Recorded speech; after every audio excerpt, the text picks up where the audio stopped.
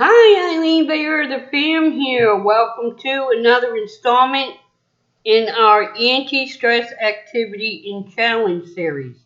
In today's installment, we will be covering diet and your mental health. Now, science agrees that food can be a powerful tool for people dealing with depression and anxiety.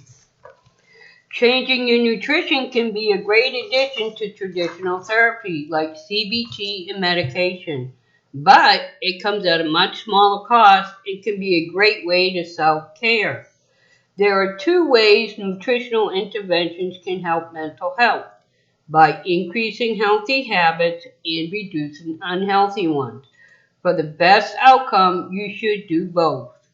Now, research has shown the most support for two diets: the Mediterranean diet, which emphasizes more on healthy fats, and the DASH diet, which focuses on reducing sugar.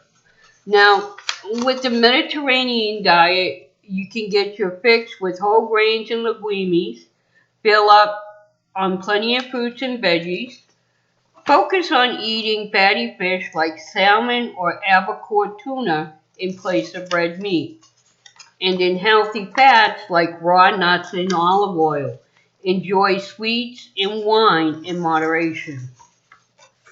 The Mediterranean diet is more about what you're adding in, like fresh fruits, vegetables, protein-rich legumes, fatty fish, and olive oil, which is high in omega-3s.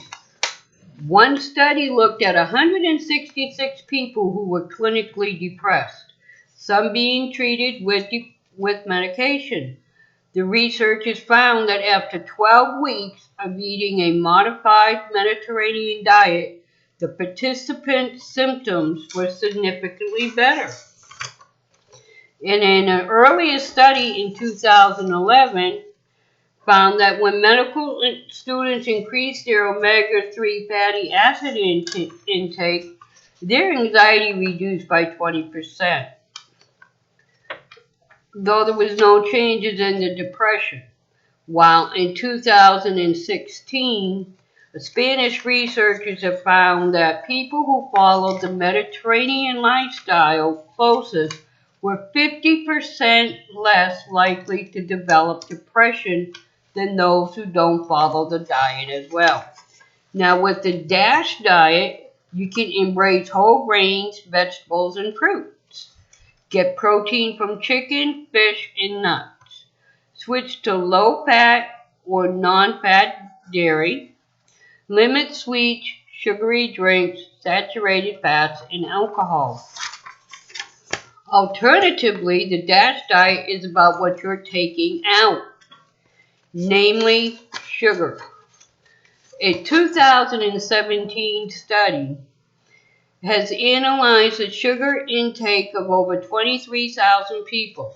They found that men who ate the most sugar, which is 67 or more grams a day, which is like 17 teaspoons of sugar or just under 2 cans of Coke, were 23% more likely to develop depression and anxiety over 5 years compared to those in the bottom third who logged less than 40 grams a day or 10 teaspoons.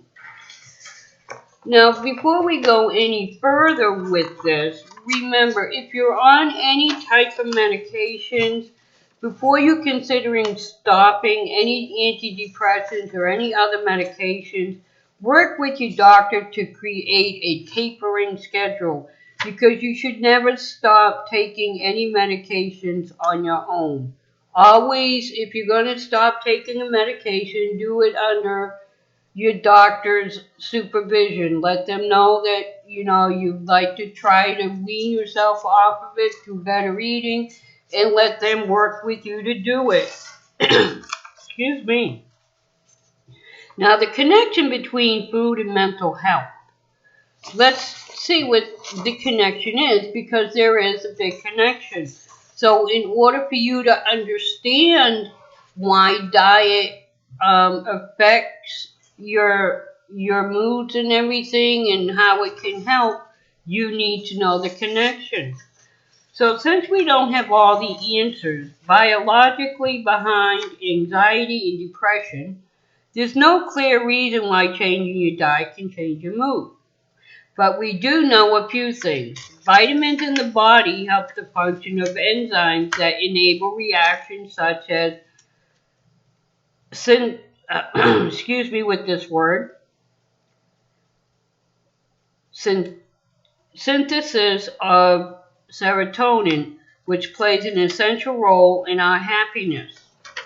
Meanwhile, too much sugar has been found to decrease a protein called brain-derived neurotrophic factor, or BDNF, which is involved in the development of depression and anxiety.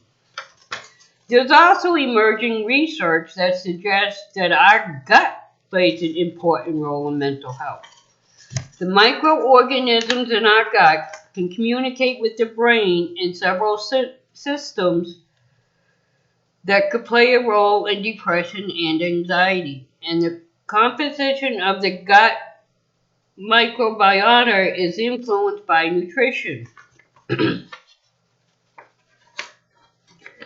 Now, Michael Thays, MD, psychiatrist and director of the Mood and Anxiety Program in the University of Pennsylvania, says there's a few other factors that are at play as well.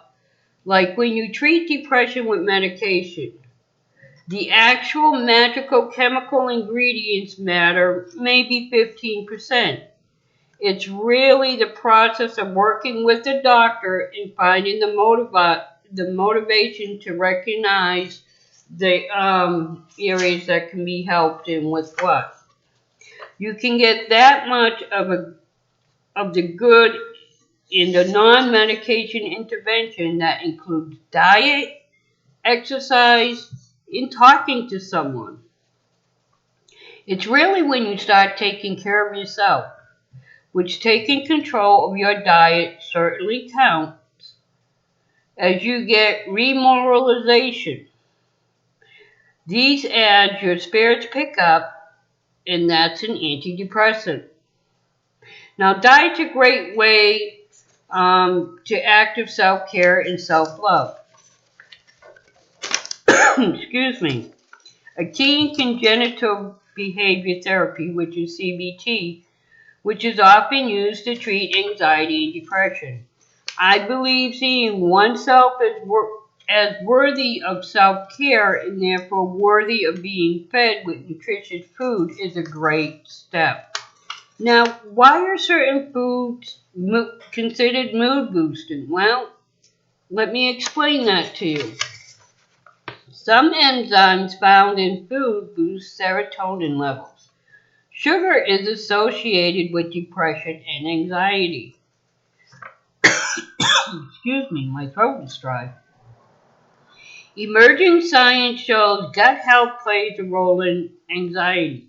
And eating healthy foods is a great way to practice self-care, important in CBT. Taking active steps to eat a nutritious diet can increase motivation. So should you try it or just stick with the medication? Well, no treatment is perfect and no treatment works for everyone. Experts agree that if you have depression or anxiety, your first step should be getting help from a mental health professional, and I agree with that 100%. But trying out nutritional changes in parallel with whatever step you and your doctor decide may potentially bolster the improvements. Still, scientists say diet isn't a silver bullet for anxiety and depression. They say for some, nutritional intervention may work wonderfully as a primary treatment, but for others, including people with specific disorders like bipolar or schizophrenia, sticking to a specific diet would need to be used as a complementary to other treatments like medication. And even though these don't incorporate nutritional interventions with his patients, he adds that he could see this becoming another tool for psychiatrists or mental health professionals to consider in the future. Um, so you see, your diet, what we take into our body affects us both physically and mentally. So, oh, excuse me. So it's always good that if you're eating a lot of sugar, cut back on the sugar. You notice you're getting more migraines. Well, do a self-analysis of things with yourself. Find out what's causing them. Talk to your doctor. Bring up the idea if just your medication's not working. Maybe suggest, well, do you think if I change my diet, what I'm taking into my body, if things will help? Diet, aromatherapy, meditation, exercise, all these different anti-stress activities and challenges that I have put before you so far is things that you can incorporate for self care and self-love to go along with your medication. Never try to replace the medications that your doctors have put you on. Always work with them. Let them know what you were thinking of doing before. Some people, there are certain exercises they cannot, certain things they cannot do. Others, there may be people that's allergic to, like berries, where they can't eat fruits. Some people are allergic to different vegetables. Speak to your doctor. You know your body. Tell your doctor. Give them an intake of what your meals normally are. Snacks, your drinks. Um, Let them know. And I'm sure they'll work with you and tell you, well, look, if you change this and cut this out, that will help you. Because when you eat healthier, you actually feel better. So when you start feeling better about yourself, there's less anxiety and less stress to begin with. Now, like I had stated in the video, it's not a cure for anxiety or stress or anything like that. It's an added thing that you can do along with your medication so you can start feeling better, both physically and mentally. So keep that in mind. And until I see you again, remember out there, you matter to me. Yes, you. I'm talking to you. I see you. I see you out there. You are one of a kind. You are special. And I love you for you. So until I see you again, I love you.